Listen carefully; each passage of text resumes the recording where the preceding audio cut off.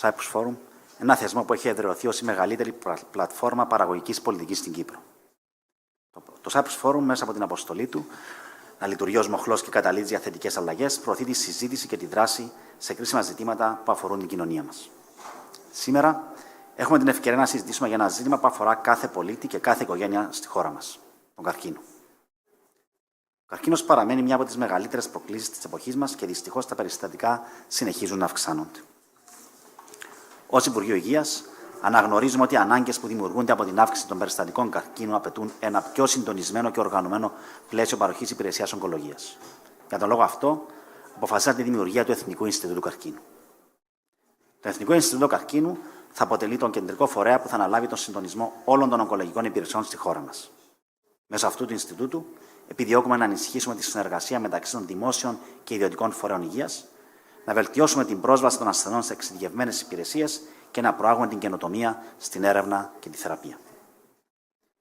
Η απόφαση για τη δημιουργία αυτού του Ινστιτούτου δεν ήταν μόνο αναγκαία, αλλά και επιτακτική. Τα τελευταία χρόνια, οι ανάγκες των καρκινοπαθών έχουν αυξηθεί και η πίεση που ασκείται στο σύστημα υγείας είναι τεράστια. Θέλουμε όμως να στείλουμε ένα ξεκάθαρο μήνυμα, ότι η Κύπρος θα παραμείνει στην πρώτη γραμμή της μάχης κατά του καρκίνου, παρέχοντας στους ασθενείς τις καλύτερες δυνατές υπηρεσίες. Το Εθνικό Ινστιτούτο Καρκίνου θα λειτουργεί ως ένας ενιαίος συντονιστικός φορέας που θα προάγει τη συνεργασία μεταξύ όλων των εμπλεκόμενων φορέων. Στόχος μας είναι να δημιουργήσουμε ένα δίκτυο που θα παρέχει ολιστική φροντίδα στους ασθενείς από τη διάγνωση μέχρι τη θεραπεία και την υποστήριξη στη φάση της αποκατάστασης. Αυτός ο συντονισμός θα διασφαλίσει ότι όλοι οι ασθενείς θα έχουν πρόσβαση στις ίδιες υπηρεσίες και ευκαιρίες για θεραπεία, ανεξάρτητα από το σημείο που βρίσκονται. Παράλληλα, το Ινστιτούτο θα επενδύσει στην έρευνα και την καινοτομία. Είμαστε αποφασισμένοι να υποστηρίξουμε τις προσπάθειες για τη βελτίωση των διαγνωστικών εργαλείων και των θεραπευτικών επιλογών. Η συνεργασία με ακαδημαϊκά και ερευνητικά ιδρύματα θα είναι κέρια για την ανάπτυξη νέων στρατηγικών αντιμετώπισης του καρκίνου. Φυσικά, η πρόληψη και η ευαισθητοποίηση παραμένουν στον πυρήνα της στρατηγικής μας. Πρέπει να εργαστούμε συστηματικά για να ενημερώσουμε το κοινό για τα μέτρα πρόληψης και να ενθαρρύνουμε τους πολίτες να υιοθετήσουν υγιείς τρόπους ζωής. Η πρόληψη είναι το πρώτο και σημαντικότερο βήμα στη μάχη κατά του καρκίνου και αυτό πρέπει να είναι σαφές σε όλους. Κλείνοντας, θέλω να τονίσω ότι η δημιουργία του Εθνικού Ινστιτούτου Καρκίνου αποτελεί μια στρατηγική κίνηση που αποδεικνύει την δέσμευση της κυβέρνησης να στηρίξει τους ασθενείς και τις οικογένειές τους. Πρόκειται για μια συλλογική προσπάθεια που θα απαιτήσει τη στήριξη όλων των φορέων, της κοινωνίας και της πολιτείας. Είμαι βέβαιος ότι με τη συνεργασία και την αποφασιστικότητα που διακρίνει το σύστημα υγείας μας, θα καταφέρουμε να κάνουμε την Κύπρο παράδειγμα προς μίμηση στη φροντίδα και την διαχείριση του καρκίνου. Σας ευχαριστώ πολύ.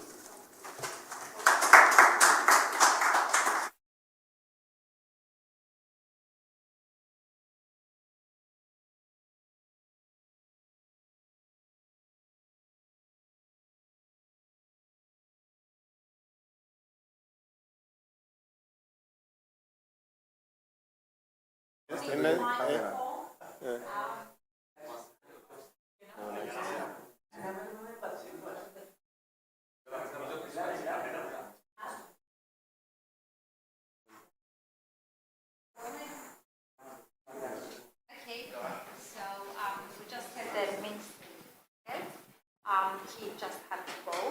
And we're very happy to have with us Dr. Nikolai Goncharenko.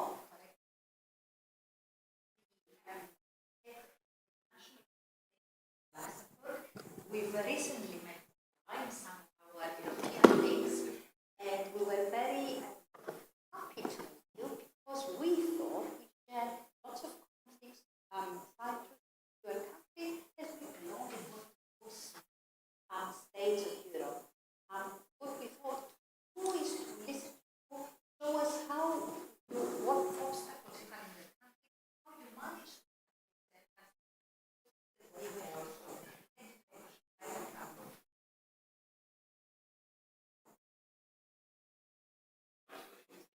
Is the microphone? Yeah, now it's working. Hello, everyone. So my name is Nikolai Goncharenko. I'm director of the National Cancer Institute in Luxembourg. Thank you very much for the invitation. So, ladies and gentlemen, and colleagues and friends, I'm honored to be here at the Cyprus Forum today and also to provide you with some of the background about the setup of the National Cancer Institute in Luxembourg and the experience we have had. So I will have a relatively short presentation, about 15 minutes, where I will present you where we come from and where we would like to go.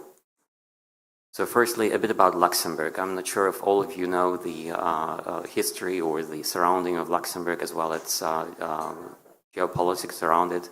Luxembourg is a small country which is bordering with Germany, France, and Belgium, much bigger states. Luxembourg has a population of about 600,000, and plus Luxembourg has about 250,000 of cross-border workers. So those workers reside in neighboring countries, but they are subject to the social security in Luxembourg. So basically, a third of the population does not live in the country, but are benefiting from its social security. Here on this slide, you will see our main actors involved in the diagnosis, end-of-life care, rehabilitation, as well as the health insurance actor. So we have quite a diversity of different actors. So 4 general hospitals, each one of them having a separate oncology service, radiotherapy centralized, pathology centralized. End-of-life care is provided by Omega 90, that's our only hospice in the country, and there is 1 center for rehabilitation. And all of those services and activities are paid by single unique health insurance fund according to the same tariffs. One important point to mention is our 4 hospitals, they all have different legal statuses, and only 1 of them is public, but 3 others are private. However, they're all providers to the national health system. Now I would like to look at different activities. So prevention and screening, this is the domain of Directorate of Health, an actor, a separate division of our Ministry of Health. We also have quite a vivid and active civil society, and I know that this is also the case here in Cyprus. So we have different foundations, foundations to fight against cancer, foundations for kids with cancer, Europa Donna, the Luxembourgish division, as well as different other patient associations. As well as that, we have also University of Luxembourg, which 2 years ago started medical education program, only with 2 different programs for neurology and oncology.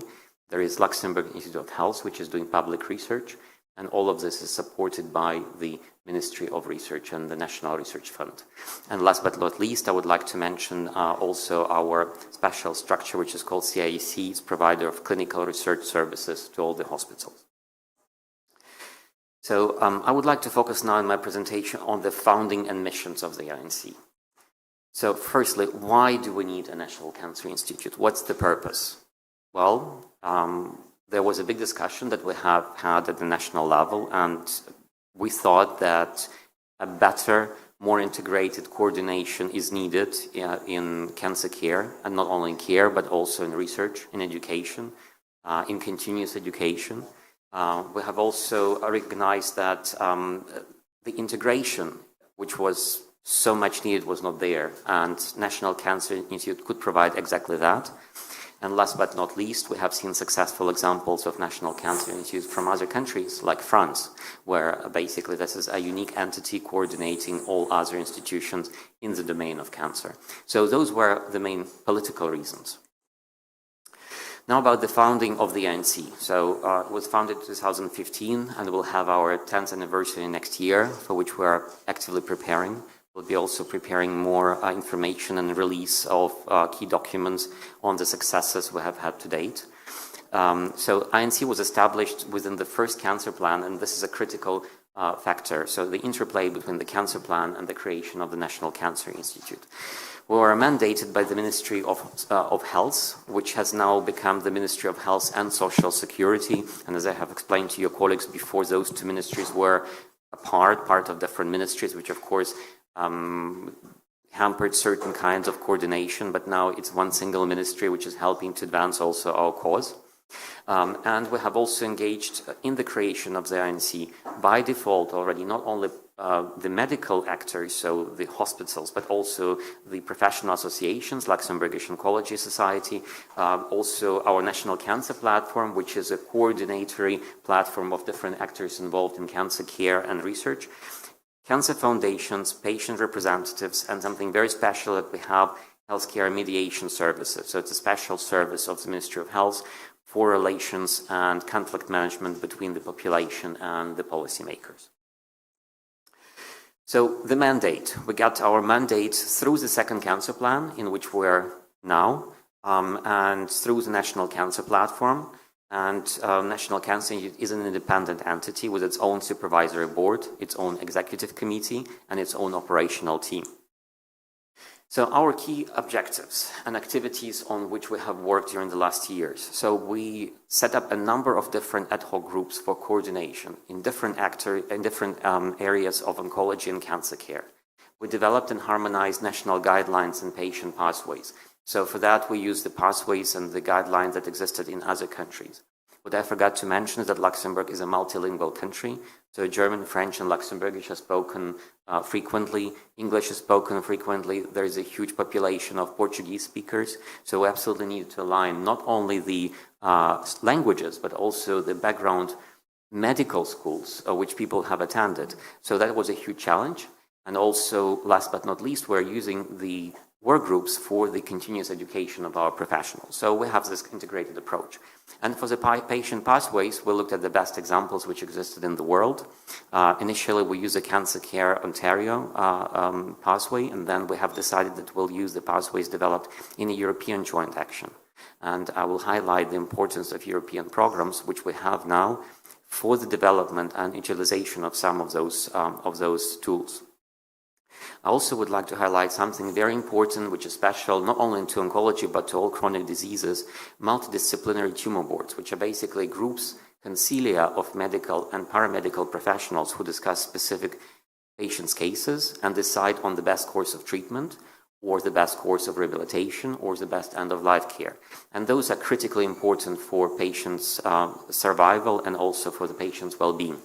So what we did, we looked specifically at the rare and poor prognosis cancers, and we have established tumor-specific boards in collaboration with experts from other countries. And this is indeed a complexity that I think is not only unique in Luxembourg, but you will probably also see in Cyprus. So even if the not rare cancers, if the population size is small, they become de facto rare cancers. So the expertise are needed, and we have good examples on how this can be set up and managed also cross-border. Finally, big emerging topic, personalized medicine, what it means, how to do it. So work a lot on this field. And finally, let's not forget patients. The aim is to create the quality of access for all patients in different parts of the country across different social layers. So here also you will see a few other things on the slides. Specifically, I would like to highlight the publication of the National Cancer Report. We have published the first one in 2000. Now we're preparing the second one, which is basically a summary of all work done in the country in all areas of cancer. And it's also a bottom-up policy advice to the policymakers who will take then finally top-down decisions. And EU projects, about which I will speak briefly. So, second National Cancer Plan, 2026, why it's important. So, it was launched in 2020 by the Directorate of Health, and the idea was it would last for 4 years, but of course, we're living in a real world. It was disrupted by COVID. So, we have prolonged it by 2 years, and now we're in the middle of it. So, Cancer Plan, and here you will see what it covers and which different dimension it covers. So, the name of 8 axes are in French, but I would like to just highlight you what's inside. So axis 1, governance, resources, monitoring and reporting. Number 2, e-medicine. Number 3, rights, information of patients, and educations of patients. Number 4, prevention and screening and epidemiology. Axe number 5, diagnostic. Axe number 6, treatment, multidisciplinary support services for patients. Number 7, oncopediatrics and oncogeriatrics. And number 8, clinical and translational research. So basically the plan covers much bigger array of topics, and for that there is of course ministerial mandate and mandate of the government, and the ANC plays an active role in many of those actions. I also would like to highlight a difference between a plan and a program. So plan is something where we would like to go, we would like to achieve.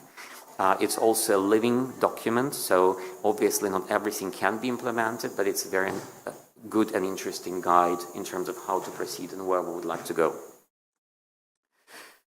This is a summary slide which I actually like very much. This is where we are now. This is what we're covering. So all dimensions of operation of the National Cancer Institute, which ranges from education, engagement of private sector, European projects, but also patient pathway guidelines, synergy with other national plans. but also show you how much complexity there is. This is just a deep dive into what it means practically. And I will not go too much into that because we will not have enough time to relate to that. Our main achievements and challenges. So firstly, our key projects, guidelines, national guidelines, they're essential for aligning the specialists within the country, not only medical doctors, but also paramedical professionals. And we have developed the guidelines and the patient pathways for main cancer types: colorectal, lung, breast, gynecological, prostate.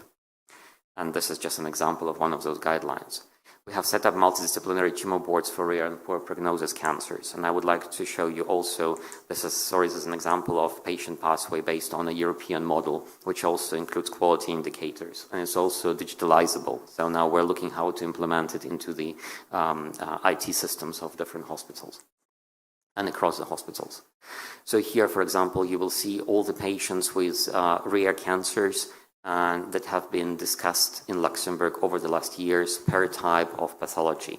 You can see continuous growth, and we're engaging more and more patients. We can discuss more and more pathologies. Finally, to speak about research, our work in progress, collection of samples with data across institutions, annotated, to be used for clinical research. It's an important work. It's also very difficult. We have set up multiple work groups which work on different dimensions of cancer sample collection and management. Now, certification activities. We know that certification is maybe not the purpose. The purpose is to improve the quality of life of patients and their overall survival. But it is a very useful tool of aligning different actors and also helping the policymakers, the clinicians, and the cancer foundations to also get a certain assurance about the quality that they're getting. And we have set up in Luxembourg certified centers for prostate and for lung. For that, we have collaborated with the German Cancer Society, and we use their system for certification of those networks. And we also continued our collaboration with them within the Joint Action Crane European program, where we have achieved a certain level of certification of lung cancer network, uniting all of our hospitals. What we're missing at this point in time, this is integration of IT system to create continuity of care and the flow of data across institutions. And that's what we'll be working on, not only in Luxembourg, but also hopefully at the European level at the next joint action. What are the challenges and lessons learned? So firstly, integration of care across different healthcare institutions, perhaps the biggest challenge we have. Continuous education and training. I presume this is the same situation that you have in Cyprus, that it's difficult to sustain the numbers needed for training physicians and also paramedical professionals in specific types of cancers or specific topics. Integration of research into care. This is also, there is a gap which exists and it must be recognized, embraced, and we have to work towards it. Strengthening the digital infrastructure and interoperability of IT systems. I think it's not only in healthcare, it's actually everywhere. And we have to have an approach how to deal with that. And adoption of emerging technologies. I think it's in all small countries, it's a challenge. Some of them are very expensive, not affordable. From the other side, some of them are very important and provide an important increase in quality or speed for certain clinical procedures. Key lessons. Importance of early stakeholder engagement. So the earlier you start talking to everyone, the better it is. And continuous stakeholder alignment. It's normal that people have different interests and different purposes, but I think if we agree on the common challenge of improving patients' care and transversal engagement of all actors, we can do much more than what we're doing now. And finally, continuous adaptation to challenges that arrive unexpectedly. I have brought in COVID-19, and I think this is also a common challenge, not only in Luxembourg and in Cyprus, but actually around the world. And in my personal opinion, COVID-19 is probably not the last pandemic this world has seen. I would like to make a little jump now and speak about European projects, which I think are important. When we started the National Cancer Plan number 1, number 2, in cancer domain, they did not exist in such degree, at least not as policy instruments. And I'm very happy to see that there is an array of projects that exist both in the European Cancer Mission and the European Cancer Plan. And we have done a great job to actually align our cancer plan with those projects because firstly, you get access to amazing expertise that exists in some countries but not in the others. And secondly, we can work together to solve common solutions. So this is what you can see what happened in Europe over the last years as we started to look into European collaborations at the INC. There was European Partnership for Action Against Cancer. We're not part of this partnership. There was also Joint Action CanCon. We're not part of it.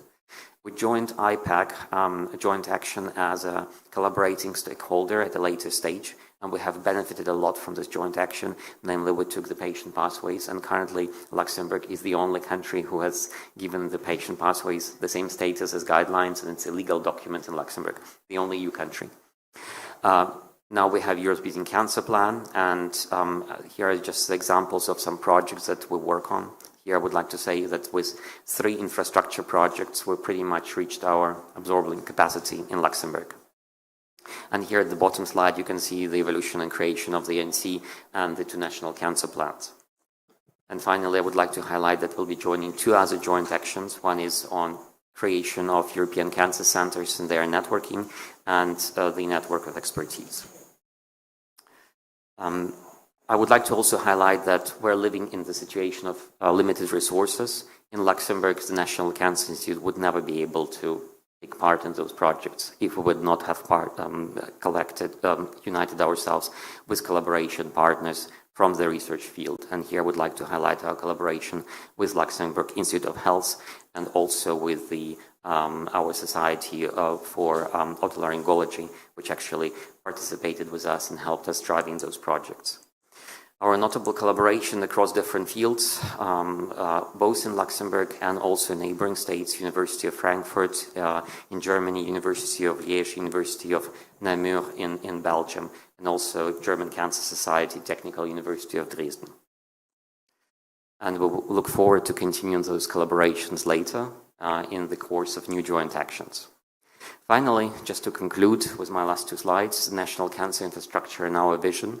So do not get confused by terminology. This is European terminology which has been created. The important thing is that there are actors which are involved in research and education. There are actors which provide cancer care. There are also other entities. And the idea is to create a seamless mesh uniting those actors and bringing them together. And I think this is the only way how we can get the necessary expertise in teams in small member states. So the idea in our vision is that we'll have a comprehensive cancer center, which is actually a network. We have also cancer-specific networks that are connected to those comprehensive cancer centers. We hope to do it with the help and the output of European projects, which are currently ongoing. Just also to make a reference that we hope and we imagine that comprehensive cancer centers, European cancer mission hubs, and also comprehensive cancer infrastructures will be single integrated infrastructure and not just separate systems apart. And we would like to continue working on this in the forthcoming joint actions. And also, just to highlight very important topic, cross-border. We see challenges with data exchanges, with social security. They will all need to be resolved, and I do not think that we'll be able to resolve them on a national level, each of the country apart and independently. To that end, integration with EU healthcare policy is very important. We have seen that there are multiple EU for health projects are on the agenda in 2024. We can participate in some of them, but only to a very, very limited degree. There was also a message that was floated, and I think we can also support it, that creation of such number of projects actually promotes further disparity, as we cannot participate even in a fraction of them. What we have seen is that adaptations to national cancer plans are necessary, as well as engagement of private actors. We have seen that legislations need to be adopted both for cross-border but also for data protection. And finally, we need to see what kind of tailoring of policy instruments can be done, both nationally and at the EU level, and how an interplay can be put in place. So finally, thank you very much for your attention, and I'll be happy to answer your questions maybe in a panel.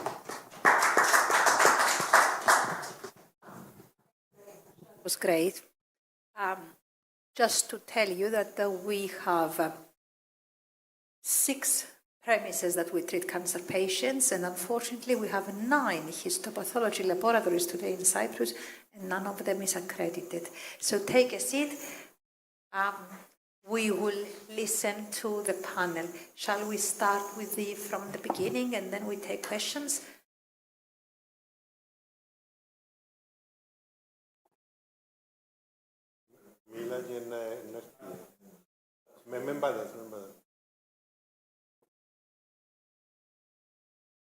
Για την πρόσκληση του οργανωτές και μέσα σε ένα τόσο πιεστικό πρόγραμμα βρήκα χώρο για να συζητήσουμε για το Εθνικό Ινστιτούτο Καρκίνου.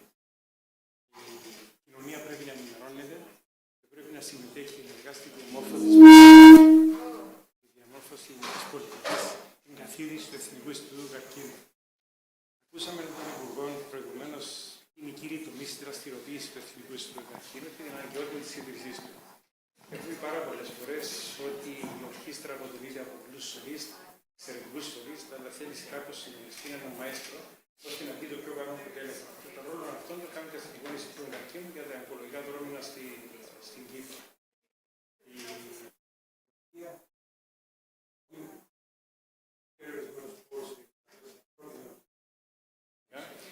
Η συμμετοχή, θεωρώ, στην Ευρωπαϊκή Γίγνεσθε είναι εξαιρετική σημασία. Με τον Νικολάη έχουμε γνωριστεί στην προσπάθεια για τη διαμόρφωση μιας ομάδας μικρών κρατών της Ευρωπαϊκής Ένωσης, η οποία να αποτελέσει μια πλατφόρμα ανταλλαγής απόψεων, προβληματισμό, γιατί όλες οι μικρές χώρες έχουμε τις ίδιες ανάγκες. Να αποτελέσει ένα μοχλό πίεση στην Ευρωπαϊκή Ένωση και παράλληλα να είναι ανάχωμα στην ισοπεδωτική δραστηριοποίηση στο μεγάλο χώρο. Όλοι ξέρουν από εμπειρία στην Ευρωπαϊκή Ένωση πόσο εύκολα βάζουν κονδύλια οι μεγάλες χώρες, πόσο δύσκολο είναι για μας να συμμετέχουμε. Η συμμετοχή στην Ευρωπαϊκή Ένωση, στην Ευρωπαϊκή Γίγνεσθε, παίρνει εμπειρίες, παίρνει αναβάθμιση, παίρνει σχέσεις, παίρνει οικονομική υποστήριξη. Και το ζούμε τώρα με τα διάφορα προγράμματα. Είπε ο Νικολάη προηγουμένως ότι το αρχικό του πλάνο δεν ήταν η συμμετοχή στα ευρωπαϊκά προγράμματα, δεν υπήρχε. Αυτή τη στιγμή, στον τομέα της ογκολογίας, έχει μια επανάσταση με την αξιόλογη της προσπάθειας που έκαμε η Επίτροπος της Στέλλα Κυριακή. Άρα η συμμετοχή μας σε αυτά τα προγράμματα είναι καθοριστικής σημασίας και με την βοήθεια των άλλων μικρών κρατών ελπίζουμε να αναβαθμίσουμε τη συμμετοχή μας σε αυτά τα προγράμματα. Ο Νικολάη, εκτός από Γενικός Διευθυντής του Εθνικού Ινστιτούτου Καρκίνου, συμμετέχει ενεργά σε πάρα πολλά ευρωπαϊκά προγράμματα. Είναι η γνώμη του ακούγεται πολύ σεβασμό στην Ευρωπαϊκή Ένωση και τον έχω ζήσει από κοντά και γι' αυτό έγινε και η πρόσκληση να έρθει στην Κύπρο να εκμεταλλευτούμε την πείρα του τόσο να αφορά το Εθνικό Ινστιτούτο Καρκίνου του Λουξεμβούργου αλλά και τις ευρωπαϊκές συμμετοχές. Dear Nikolai, thank you for coming. Dear Nikolai, thank you for coming to Cyprus. I know how busy you are, and I really appreciate that you managed despite easy access to Luxembourg and to come to Cyprus and share with us your experience. We have later. Ανδρέας, ο Αποστόλου, ευχαριστούμε Ανδρέα μου που είσαι εδώ. Να ευχαριστήσω εγώ τους διοργανωτές, όχι για την πρόσκληση για να είμαι εδώ μαζί σας, αλλά για το γεγονός ότι εντόπισαν ότι είναι μια σημαντική σε αυτή να γίνει και την ένταξαν σε το σπουδαίο γεγονός το οποίο έχει καθιερωθεί. Επίσης να ευχαριστήσουμε τον Νικολάη που ήρθε από το Λουξεμβούργο στην Κύπρο αποκλειστικά για να είναι ομιλητής σε αυτή την εκδήλωση. Και θεωρώ ότι και η σημερινή του τοποθέτηση αλλά και η συνάντηση του αύριο με τον Υπουργό είναι πολύ σημαντικές και καθοριστικές για το μέλλον του Εθνικού Ινστιτούτου Καρκίνου. Να πούμε ότι πέρσι, περίπου τέτοια περίοδο, συζητούσαμε αν θα γίνει το Εθνικό Ινστιτούτο Καρκίνου. Θυμούμε ότι όταν εκλέγηκα βουλευτής πριν 3 χρόνια, δεν είχαμε καν πρόεδρο του Εθνικού Ινστιτούτου Καρκίνου. Είχαμε μια στρατηγική η οποία δεν εφαρμόζεται. Και σήμερα συζητούμε το πώς θα γίνει το Ινστιτούτο Καρκίνου, γιατί η πολιτεία απάντησε ότι είναι αναγκαίο και θα γίνει το Εθνικό Ινστιτούτο Καρκίνου. Και η ομιλία του Υπουργού νομίζω είναι καθοριστική της σημαντικότητας του Ινστιτούτου, η οποία έχει αναγνωριστεί από τον Πρόεδρο της Δημοκρατίας και από τον Υπουργό Υγείας. Εμείς ως βουλευτές, ως Βουλή των Αντιπροσώπων, έχουμε πιέσει και έχουμε εγκρίνει τα σχετικά κονδύλια για να είναι στον προϋπολογισμό, πράγμα το οποίο θα γίνει και για το 2025 και για τα επόμενα χρόνια. Υπάρχει δέσμευση της πολιτείας ότι θα χρηματοδοτεί αυτόν το Εθνικό Ινστιτούτο Καρκίνου. Γνωρίζω ότι και ο Υπουργός Υγείας είναι σε τελειωτικό στάδιο στο να ανακοινώσει την μορφή που θα έχει το Εθνικό Ινστιτούτο Καρκίνου και είμαι βέβαιος ότι τα όσα είδαμε σήμερα από την εμπειρία του Λουξεμβούργου θα είναι χρήσιμα και για τη χώρα μας. Και για μας είναι πάρα πολύ σημαντικό αυτή η προσπάθεια να ξεκινήσει το συντομότερο, να συντονιστούν οι ογκολογικές υπηρεσίες στην Κύπρο κάτω από το καπέλο και του Εθνικού Ινστιτούτου Καρκίνου και να μπούμε και μια συζήτηση έτσι ώστε να συζητήσουμε το πώς στηρίζουμε όχι μόνο τους καρκινοπαθείς αλλά και όσους έχουν νικήσει τον καρκίνο, γιατί πλέον ευτυχώς η ιατρική μας δίνει το δικαίωμα να συζητούμε για αυτούς τους ανθρώπους, είναι η πλειοψηφία πλέον των συμπολίτων μας και θα πρέπει να χαράξουμε στρατηγικές έτσι ώστε να επανεντάσσονται, να έχουν καλή ποιότητα ζωής και να μπορούν να έχει σχεδιασμούς η πολιτεία έτσι ώστε όσοι κερδίζουν τη μάχη από τον καρκίνο να μην στερούνται τα οποιαδήποτε δικαιώματα από τους υπόλοιπους πολίτες. Ως βουλευτής και ως ένα άτομο το οποίο δραστηριοποιούμε με τα θέματα υγείας και με τα θέματα των χρόνων ασθενών, είμαι πολύ αισιοδοξός ότι το 2025 το Ινστιτούτο θα πάρει σάρκα και οστά στην Κύπρο και ότι τα επόμενα χρόνια θα είμαστε εδώ να συζητούμε. Πέρσι συζητούσαμε αν θα γίνει, φέτος συζητούμε το πώς θα γίνει, του χρόνου και τα υπόλοιπα χρόνια να συζητούμε για το τι πρέπει να κάνουμε για να το βελτιώσουμε. Τι έχει κάνει. Ναι. Θα επανέλθω, Αντρέα, σε σένα, γιατί είσαι μέλος της Κοινοβουλευτικής Επιτροπής και είναι πολύ σημαντικό από τώρα να κάνουμε τα σωστά βήματα για αυτόν το Ινστιτούτο. Να αφήσουμε τον Αντώνη τον Τryphonos όμως να μας τοποθετηθεί και μετά μπορούμε να ακούσουμε και από το κοινό αν έχουν ερωτήσεις και να προχωρήσουμε. Welcome to Cyprus. I will speak in English so you don't have the lady translating to you.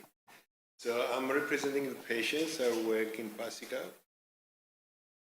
Cyprian Association.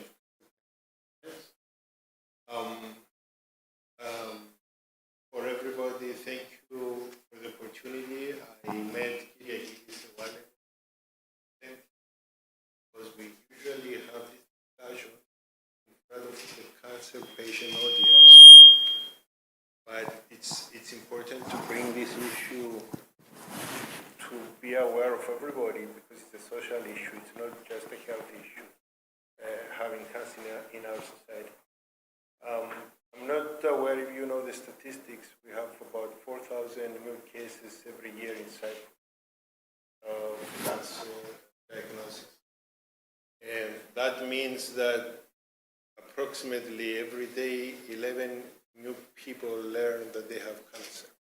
By the time we finish here, one more person in Cyprus will know that they have cancer. It's growing and growing and growing. And not only that, but in terms of the percentages, we know that under the age of 50, there is an increase the last 10 years in terms of incidence of cancer in Cyprus. Thank you for your presentation. I'm going to go straight into our issue. What do we want from a cancer institute? As Cypriots, one size does not fit all. You're 10 years ahead of us, but we kind of burned so far because we've been discussing this for the last 15 years. This is the third committee of the National Cancer Committee that has to undertake such a project. So we've had this issue lingering over us for a long time. And I am glad that I saw in your presentation what we should avoid and before we even start to give it bones and flesh, as my friend Andreas said, that we should be very aware how we start before we start. patient stakeholder engagement is key. And failing to involve these stakeholders as government bodies, healthcare providers, patients, advocacy groups may result in lack of support and collaboration. It's very important, Yiola and Pavlos, that we engage a broad range of stakeholders early in the process. Before we begin to regularly communicate with the medical community, patient groups, policymakers, and international cancer research bodies, foster collaboration by what we're about to do. We know it's something that is beneficial, but we have communicated to our society. So I'm not sure if we have a clear vision and strategy of National Cancer Institute. And the absence of a comprehensive and clear long-term plan would lead to inefficiencies, misalignment, and failure to address the cancer.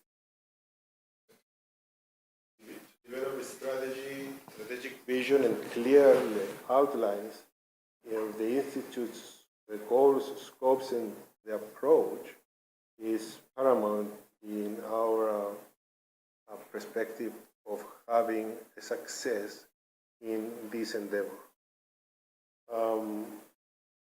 You have mentioned research and innovation, financial management is a key for this National Cancer Institute to be successful.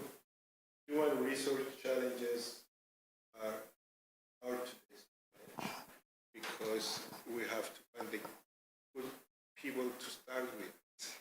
And you have to have the funds to attract the talent that is going to start this cancer institute that has never been done before. So I would be very much interested in listening from your experience, how you overcame those challenges, which is key. You already mentioned cultural and regional health needs. I'm not going to go into that. We do have a weak infrastructure and technology gaps in Cyprus in some ways, which is something we might elaborate further on. And the lack of public and patient-centric focus. It's important the Institute to focus research and in treatment with engaging patients and addressing public awareness on the impact that this might have. I will stop at these first few thoughts to give an opportunity for discussion. And because you have mentioned so many issues that nice engaging. Thank you. Thank you very much. Antonis, I think Nikolai will answer, but Nikolai, how did you tackle? You see, one of the problems we have here is fragmentation. And the thing has become worse with the new health system of Cyprus. We have an advantage of having now everything electronic. It's like we don't have electronic record as such, but we have an electronic base on all our patients. But since the new system, we have more fragmentation. So it's amazing that we still accept that we have small practices that they will treat 1, 2, 5 people, or small histopathology units that they will see very few samples with no even quality control. How did you tackle that in your country?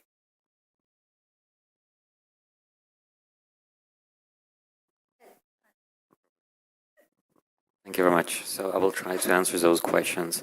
So firstly, fragmentation is a problem, and you just mentioned that you have 6, 8 hospitals in the country.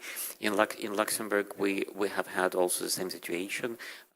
Through the actions of the government, the number of hospitals has been reduced to 4, not by closure, but by bringing them together into larger administrative units. So we have pulled certain hospitals together, and we have now 4 hospitals. But we have also a unique situation because our radiotherapy is one central and our pathology is one central. So we're in a different situation regarding pathology activities. What if someone wants to pathology in another place? So let's say you have 3 new pathologists, but they want to build a new practice. How do you stop? So in our case, it's regulated. It's monopoly of the state. So there is no possibility to reimburse pathology services from it's a governmental lab. It's a governmental institution that has direct. Yeah, it's not forbidden. It can be done, but then for fee. So it's private payers, right? So and again, it's only pathology. It's a different situation with other laboratory services, blood, etc. Right? Yes. So one has to separate different types of certification. Of course, laboratory certification is a separate topic, and it's depending on the type of lab that we're speaking about. It's very important. It must be also pursued also for pathology services. Now about certification kinds that we have. So we have adopted a system of the German Cancer Society, DKG. We have also looked at other systems like OCI. We have chosen DKG because we found it's most adaptable to the situation of small countries. We have also seen that there was also response on the other side. So they have changed slightly their system, permitting us to enter, even though we didn't have everything at the beginning, but we started to create progress and to kind of achieve certain intermediate levels, achieving, for example, intermediate certification for certain things before going for full. In certain situations, there is no other choice, but you have to pull certain services, whether pathology, whether surgery, whether overall number of patient cases. And yes, there are obstacles. For example, what we have had currently in the lung cancer network, we needed a certain number of cases per surgical teams, and we have deliberately decided to still keep 2 surgical sites, not because it wouldn't be a better situation to pull them together, but because we have decided that we cannot afford at national level to have only one center operating one of the 4 major cancer types. So there's a certain risk assessment, right? Even though pulling all cases together would probably make sense in the long run. We'll continue discussing this, but we currently do not think this is the best setup for our country, right? And we can go field by field. And also when you look about certain indicators, quality indicators, sometimes it's arbitrary thresholds set by the experts, but sometimes there is really clear data. And German certification system provides data from multiple health insurances on hundreds of thousands of patients, where they show the impact on the overall survival, on progression-free survival, and of the quality of life of patients treated in certified centers. Here, it seems to implement that. I think the politicians have a role, and the patients should have a say. So, if you're a patient and you have cancer, demand that you go into accredited units, and you do not have treatment anywhere. So when you hear voices, Andrea, on the parliament, that we want to open another oncology center, we should say no. And it's nothing to do with money. It's a matter of quality. It's a matter of having the critical mass that people know what they do. I think it's very important. Συμφωνώ, Yiola, να πω ότι έχουμε μεγάλη ευθύνη εμείς ως βουλευτές στο να ρυθμιστούν όλα αυτά τα οποία είπες. Από τη μια το γεσί είναι ευλογία για τους ασθενείς, από την άλλη έφερε κάποιες αλλαγές στον χώρο της υγείας, που αυτές οι αλλαγές πάντοτε δεν συνοδεύονται με πράγματα τα οποία, αν θέλετε, εγκρίνονται από τους επιστήμονες, οι οποίοι προφανώς υπηρετούν τον χώρο της ογκολογίας, και οι ανησυχίες οι οποίες εκφράστηκαν τώρα είναι λογικές και δεδομένες, και νομίζω ότι είναι λόγω αυτών των ανησυχιών που πιέζουμε όλοι να γίνει το Εθνικό Ινστιτούτο Καρκίνου. Αυτός είναι ο κύριος λόγος που γίνεται το Εθνικό Ινστιτούτο Καρκίνου, γιατί θέλουμε να δημιουργήσουμε κέντρα αναφοράς, τα οποία θα έχουν την εμπειρία, είμαστε μικρός πληθυσμός, να έχουν συσσωρευμένη εμπειρία, έτσι ώστε να παρέχουν στους καρκινοπαθείς εξειδικευμένες θεραπείες. Και νομίζω ότι η εφαρμογή του ESE, η οποία και σε έναν βαθμό, μαζί με όλα τα καλά, σε έναν βαθμό έχει δημιουργήσει επιχειρήσεις, να το πω έτσι, στον χώρο της υγείας, που οι επιχειρήσεις κινούνται για να έχουν κέρδη και ωφέλος και έχει σε έναν βαθμό αυτόν γίνει έτσι ανεξέλεκτον ως έναν βαθμό. Νομίζω ότι το κράτος μετά την εφαρμογή του ΙΕΣΥ πλέον μπαίνει στη λογική με διάφορα, αν θέλεις, νομοσχέδια ή πολιτικές να ελέξει την αριστεία πλέον ή να περιορίσει την ανεξέλεκτη δημιουργία παρόχων υγείας.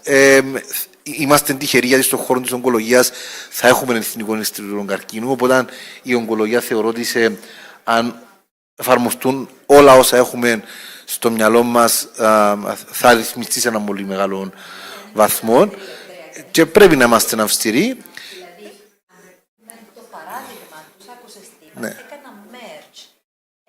Δηλαδή, είναι πολύ σημαντικό. Δεν μπορούμε να είναι ανεξέλεκτα όλα και να θεωρούμε ότι είναι OK. Δεν είναι OK για τους ασθενείς. Μπορεί να έχουμε πολύ καλά αποτελέσματα. Αυτό θέλουμε, να έχουμε καλύτερα αποτελέσματα. Πρέπει να κάνουμε merge, πρέπει να αποφασίσουμε δραστικά, μακριά από συναισθηματισμούς, μικροπολιτικές. Τι θέλει ο ένας, τι θέλει ο άλλος, τι θέλει ο κόσμος. Ποιο είναι ο καλό των ασθενών. Γι' αυτό και οι ασθενείς έχουν σημαντικό κομμάτι στη δημιουργία και ρόλο να διαδραματίσουν στη δημιουργία του Εθνικού Ινστιτούτου Καρκίνου. Ναι. Ακριβώς. Δεν μπορεί άλλος να πει μέσα στο βαθμολογικά κριτήρια. Nikolai, can I mention that you have a national test institute? You have also a cancer institute. What do you mean with a cancer institute since you have national test institute? Because there is a debate in Cyprus. Since you have a Ministry of Health, why do you need a cancer institute? So just to explain to you, the structure is quite complex, and of course it has its historical reasons like everything, right? So the National Institute of Health, it's a public research institute, so they do only research, right? So it's a different role. It's a different role. And the National Health Laboratory, it's taking care as a service provider for certain activities, so it's doing radio protection, it's doing microbiological control, it's doing laboratory services, multiple laboratory services. What's the connection with the Ministry of Health? So we are operating under mandate of the Ministry of Health. It was also a political decision to let the cancer plan run independently. So we take part only in some things, but not in everything. You told me the screening, prevention. Screening and prevention are, exactly, they are directly under responsibility of Ministry of Health as population programs, right?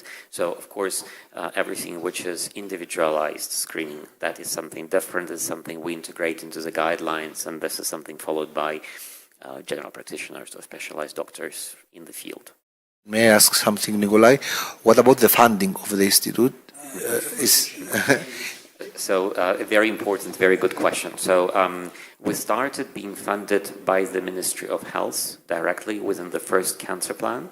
Now we're in the second cancer plan. So we have part of our funding for the activities and measures of the cancer plan coming from the cancer plan itself, which is a multi-year plan. And part of the funding is coming directly from the state budget. So we're in the state budget as a separate line under the oversight of the Ministry of Health. We're having also currently discussions, and that is, hopefully we'll move forward with that during this electoral period, transformation of us as an association, non-for-profit association of all the actors, which I think served the purpose over 10 years as a consensus-building platform, into a public entity. So public entity with a real mandate installed by a law, operating in the name of the public with a separate budget directly from the budget of the state, ensuring also its continuity, right? Yeah. Of course you are, yes. My name is Marina Nefidu, University Professor at the University of Cyprus. I'm sorry and apologize. I missed the part of your initial part of your presentation. But I'm very curious to ask about the role of university research in the institute, how it's integrated, and what lessons can Cyprus get, especially since we know that for some time now, the medical school of the University of Cyprus has been struggling for the university clinics. So I'm very curious to have your answer, especially in the presence of members of the parliament. Thank you very much. Thank you very much for your question. And I think it's a very good question, right? University of Luxembourg is a very young university. I think our medical school is a couple of years old. So now we're integrating our first generation of students into the hospitals. That's a process. And I think we're learning a lot from that. So there is a progress on that. We do not have a university hospitals, but exactly. It's also, we also have very special curriculum that the specialists in oncology, they have to do their studies abroad first before they come to Luxembourg. So we do not do this as undergraduate. So it's much more complex system, as we simply don't have capacity and the volume, right? So it's, you regulate basically the number of the young doctors you get. This is something we do not do now in Cyprus. It's even more complex. Up to let me just precise this point, because it's an important one. Up to 2 years ago, there was no medical school in Luxembourg. 100% of medical professionals came from the other countries, right? Mostly Belgium, France, and Germany, but it depends on the speciality, right? So, for example, oncology in Luxembourg is very much influenced by Belgium and Belgian education, and it's usually French-speaking, while, for example, neurology is German-speaking, right? So you also have those peculiarities, and that's how it is, right? So that's where comes also the discussion about harmonization of guidelines and everything else. But it's a young university, so we're now trying to create a certain generation, a certain proportion of students educated in the country, and also preferential students coming from the country. Before, all Luxembourgers who wish to study medicine had to do their complete studies abroad. Now we give them an opportunity to do their studies in Luxembourg, at least in part. As to the research part of the university, that's another dimension. Luxembourg Institute of Health is a public research institute which does both healthcare and fundamental research, but there is also certain research happening at the university. And this is indeed a challenge that we have had previously. How do you bring everyone to the same line? And here, those transversal work groups, and now we have a very good collaboration also, not only within Cancer Plan, this access on research, but also in preparation of our next cancer report, where we have all the main actors looking at research, what needs to be done, summarizing what has been done, but also creating some forward-looking formulations to the policymakers. Thank you very much. Do we have some more time? Yes, of course. Eleni.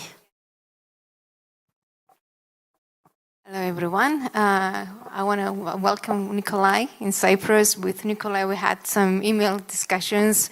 I'm a member of the EU Mission on Cancer Board, and with the other committee members, we try to promote and find solutions to the issues of the small members when it comes to cancer. So I'm glad I met you through that. And also, it was very nice to see your presentation, since one of my jobs is to make sure or promote the implementation of the EU BD cancer plans in the member states that I represent, which is Cyprus and Malta. So it was very nice to see that your cancer plan is in line, with the EU BD cancer plan. But the comment I want to make is the focus on prevention, because that's something that the national second plan has, and that's something we need to think in Cyprus. I know we want to focus on services, which is great, on patient and quality of life. This is great, but we should never forget prevention, because 40% of cancers can be prevented by changing lifestyles and no tobacco use, no alcohol use, exercising. So this is an area that we need to also focus, and I think you can help us too, not in this area, but in all the other areas as well. And hopefully you can work with us on building our own cancer institute here. Thank you. Thank you very much, Eleni. It's, as you have said, prevention is a very important topic. And I think that up to recently, it didn't get enough attention in many of the countries. So yes, of course, happy to collaborate on this one. It's a very important one. Yes, we already met with Nikolai. Thanks for being here. We're going to pick on your brains and your experience. No doubt about that. So I'm guessing Dr. Drakos already knows a lot of information about how you're structured, how many people are working in the institute. I'm curious to know about the mandate, whether it's associated with specific KPIs or the implementation of the cancer strategy. But I'm going to ask you a specific question now. You talked about establishing national guidelines. How do you enforce them into practice? I mean, who gives you that authority to force them to practice? That's the one question. And the other, you talked about the National Cancer Collection. Are you referring to the National Cancer Registry, or is it a different thing? It's a different thing. Okay. Okay, thanks. But let me maybe answer all the questions which you have had one after the other. So let me start with the mandate, right? So our mandate is Ministry of Health and Social Security, right? So we have the mandate for that. And of course, about our structure, we have grown basically from one person, and now we're 8 people. We'll be getting more people also in the future. We also had a very good collaboration. Also, our president of the board, he was also up to now 10% of his time working with us in the institute and everything. And he's a medical oncologist and a very engaged and also very, I wouldn't say apolitical, but very much equilibrated person in terms of different interests and needs of the country, above all pursuing the overall needs of the country in the long run. And I think he played also a critical role in bringing people to the table, not only the policy people, but also the medical and oncology community, and also the patients, right? So that was an important thing. So that's about growth. So of course, if you look and compare National Cancer Institute in Luxembourg with 8 people, National Cancer Institute in France with 400, you will notice the difference, right? Many sleepless nights. And also KPIs. KPIs are in principle linked to specific activities that ministry would like us to work on. But they are also actions of measures of our cancer plan, which we work on. And again, it's difficult to have success linked to financial activities. And actually, that's one of our problems, because you have to estimate the budget on your base case scenario, while the speed of progress is actually something different. So I would say that unfortunately we're underspending, or maybe fortunately, but the reason for that is that the progress takes certain time. And we always go forward, we prioritize consensus building measures to speed. At least that was our, or at least my approach to implementing things. The guidelines, we developed them independently. Amazing work done. Now we have realized that it's not only the number of guidelines that is growing, but also the number of revisions, and we will not be able to sustain this kind of approach that we had before. So at this point of time, we have taken a strategic decision to align our guidelines with the guidelines of the German Cancer Society, using their knowledge base, and we have had very fruitful discussions, so I hope we'll be able to start on this soon. So we'll be translating their guidelines into French and English, and also then using their work which they do, and they do amazing work on the level of evidence for each specific statement. What we have decided, what we will do at the national levels, we will only revote the parts where it's level of evidence which is linked to expert opinion. So for those parts, we'll review the expert opinion of the experts on the national level. So we'll not touch the evidence coming from high level of evidence from clinical trials. That's in terms of the guidelines. They are published as the documents of the National Council in the domain of healthcare, so they have legal value. On our side, we do not yet track their implementation, how they're being followed. We think this is work of the auditors during certification process, or work of the hospitals. We are also acknowledge that in case of discrepancies or legal cases, the courts will take into account the positions of the national guidelines vis-a-vis the medical practice. So that's our approach at the moment. But again, we see certifications and the motivation of professionals and the healthcare institutions are the main driver behind adherence to the guidelines, continuous education, and also set up of certain specialized patient services like patient self-help groups, etc. Excuse me? No, we don't, and that's one of the other political challenges that were not yet resolved. Luxembourg is one of those countries which does not oblige professionals to have continuous education. we think that the engagement of healthcare institutions is the best approach to deal with that, because otherwise they will simply not receive their certification. Okay, thank you. Yeah, because we are over 10 minutes over time.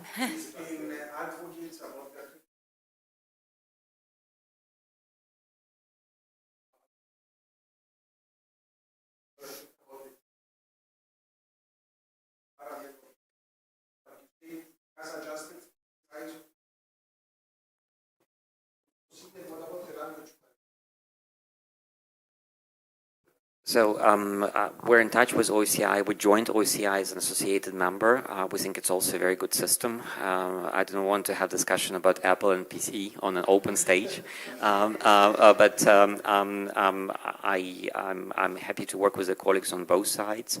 At a certain point of our development, we have found, I wouldn't say,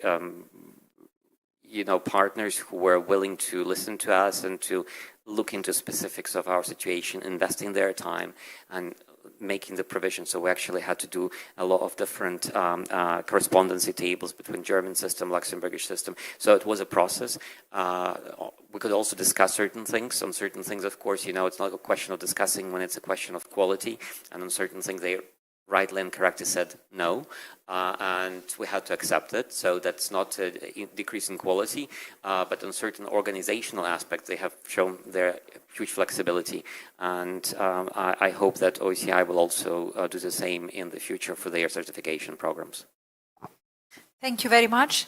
It was extremely useful to have you here, but I would like to thank the organizers because that was a very useful topic, and actually it's a topic that affects everyone and every single house of Cyprus. Thank you again for visiting us. I'm sure we will share your knowledge and we will learn lots from you. Thank you. It's a pleasure to be here. Ευχαριστώ πολύ.